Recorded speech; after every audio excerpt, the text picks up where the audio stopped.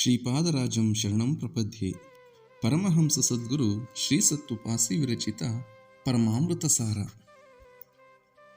ಪ್ರಾರಬ್ಧಕ್ಕೆ ಅನುಸಾರ ಫಲಪ್ರಾಪ್ತಿಯಾಗುವುದು. ಒಬ್ಬ ಭಕ್ತಳು 12 ವರ್ಷಗಳ ಕಾಲ ಗುರುಸೇವೆ ಆತಿಥ್ಯ ಮಾಡುತ್ತಾಳೆ. ನಿತ್ಯ ಆ ಮಹಾತ್ಮರಿಗೆ ಭಿಕ್ಷೆ ನೀಡುತ್ತಾಳೆ. ನಿತ್ಯವೂ ಅವರು 2 ಮನೆಗೆ ಭಿಕ್ಷೆ ಹೋಗುತ್ತಿರುತ್ತಾರೆ. ನೆರೆಹೊರೆಯದಲ್ಲಿದ್ದ ಮತ್ತೊಬ್ಬಾಕೆ ಆ 12 ವರ್ಷಗಳಲ್ಲಿ ಒಮ್ಮೆಯೂ ಸಾಧುವಿಗೆ ಒಂದು ತುತ್ತು ಭಿಕ್ಷೆಯನ್ನೂ ನೀಡಿರುವುದಿಲ್ಲ. ಒಂದು ದಿನ 12 ವರ್ಷಗಳ ಕಾಲ ಭಿಕ್ಷೆ ನೀಡಿದ್ದಾಕೆಯು ಆ ದಿನ ಸಾಧುವು ಭಿಕ್ಷೆಗೆ ಬಂದಾಗ, ಇವತ್ತು ಕೆಲಸವಿದೆ, ಭಿಕ್ಷೆ ಮಾಡಿಸಲು ಆಗುವುದಿಲ್ಲ ಎನ್ನುತ್ತಾಳೆ.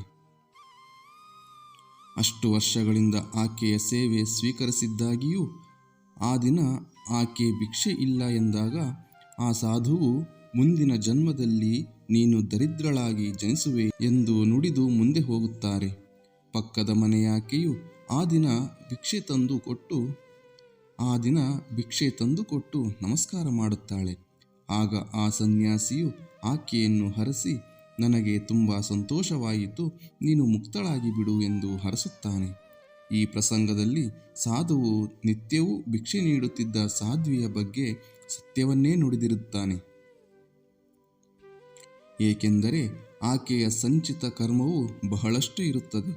ಆದ್ದರಿಂದ ಕರ್ಮ ಕಳೆಯಲಿ ಎಂದು ನಿತ್ಯ ಅವಳಿಂದ ಭಿಕ್ಷೆ ಸ್ವೀಕರಿಸುತ್ತಿರುತ್ತಾನೆ. ಭಿಕ್ಷೆ ನೀಡಲು ನಿರ್ಲಕ್ಷ್ಯ ಮಾಡಿದ ಕಾರಣ ಅವಳಿಗೆ ದಾರಿದ್ರ್ಯ ಪ್ರಾಪ್ತಿಯಾಗುತ್ತದೆ. ಮುಕ್ತಳಾದ ಇನ್ನೊಬ್ಬ ಭಕ್ತಳು ಕೇವಲ ಒಂದೇ ಒಂದು ಭಿಕ್ಷೆ ನೀಡುವುದನ್ನು ಬಾಕಿ ಉಳಿಸಿಕೊಂಡಿರುತ್ತಾಳೆ.